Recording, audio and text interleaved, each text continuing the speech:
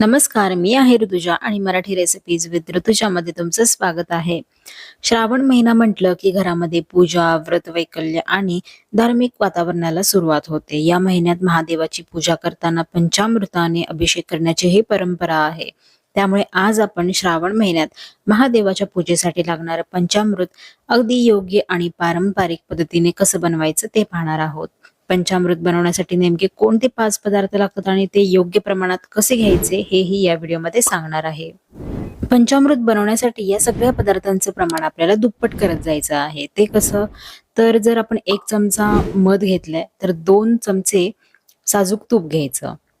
त्याच्यानंतर 4 चमचे साखर घ्यायची, 8 चमचे दही घ्यायचंय आणि 16 चमचे गाईचं दूध घ्यायचंय. तर या पद्धतीने आपल्याला सगळं साहित्य दुप्पट करत जायचंय. त्यामुळे पंचामृत अगदी सहज तयार करता येतं. तर चला मग एका मोठ्या वाटक्यामध्ये हे सगळं साहित्य आपण मिक्स करून घेऊ. तर आता एक एक करून आपल्याला सगळे पदार्थ घ्यायचे आहेत. तर पहिला मी इथे 1 चमचा मध घेतलाय. पंचामृतातील प्रत्येक घटकाला धार्मिक दृष्ट्या विशेष महत्व आहे. त्यापैकी मध हा पंचामृतामध्ये समावेश केला जातो. कारण धार्मिक मान्यतेनुसार मध हा शुद्धता, मधुरता आणि मंगलतेचं प्रतीक आहे. त्यानंतर 2 चमचे साजूक तूप घेतलेलं आहे. तूप हे गाईचंच असावं. तर साजूक तूप हे पंचामृतातील 5 पवित्र पदार्थांपैकी एक आहे. तर धार्मिक परंपरेनुसार तूप शुद्धता, सात्विकता आणि समृद्धीचं प्रतीक मानलं जातं. म्हणून देवाच्या अभिषेकासाठी किंवा पूजेसाठी बनवल्या जाणाऱ्या पंचामृतामध्ये साजूक तुपाचा समावेश केला जातो. तसेच तूप आणि मध कधी समान प्रमाणात ठेवायचे नाही. विशेषतः पंचामृताच्या पारंपरिक पद्धतीत तूप आणि मध समान प्रमाणात घेऊ नये अशी आयुर्वेदातील मान्यता आहे. 2 चमचे साजूक तूप घेतलं असेल तर 4 चमचे साखर घेतलीये, म्हणजे आपण दुपटीने वाढत जातोय. तर धार्मिक मान्यतेनुसार साखर ही गोडवा, आनंद आणि सकारात्मकतेचे प्रतीक मानले जाते. आपल्या जीवनात नेहमी गोडवा आणि सुख समृद्धी राहावी या भावनेने पंचामृतामध्ये साखरेचा समावेश केला जातो. शिवाय साखरेमुळे पंचामृताला छान गोड चवही येते. साखर झाली की आता मग दही आपल्याला घालायचं आहे. तर 8 चमचे दही घेतले. धार्मिक परंपरेनुसार दही हे शुभता, समृद्धी आणि शुद्धतेचे प्रतीक मानलं जातं. त्यामुळे पंचामृतातील 5 पवित्र पदार्थांमध्ये दह्याचा समावेश केला जातो. दह्यामुळे पंचामृताला एक छान स्निग्धपणा आणि संतुलित चव मिळते.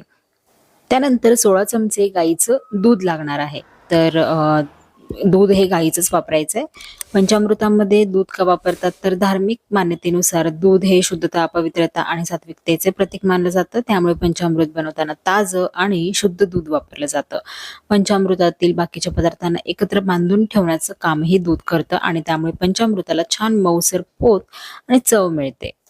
तसेच कुठल्याही देवाच्या अभिषेकासाठी गाईचं दूध हे विशेष पवित्र मानलं जातं.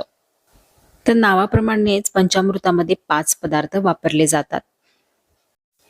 आता सगळ्यात शेवटी तुळशीचं पान घातल्यामुळे पंचामृताला धार्मिक दृष्ट्या अधिक पवित्र मानलं जातं. पण तुळशीचं पान हे स्वच्छ धुवून पुसूनच वापरावं. सगळं साहित्य एकजीव करून झालेलं आहे आणि अशा प्रकारे अगदी साध्या आणि पारंपरिक पद्धतीने घरच्या घरी पंचामृत तयार करता येतं. पूजा, अभिषेक, नैवेद्य किंवा एखाद्या धार्मिक प्रसंगासाठी हे पंचामृत नक्कीच उपयोगी पडतं. तर तुम्हाला सुद्धा पंचामृत बनवायचं असेल तर या सोप्या पद्धतीने नक्की करून बघा.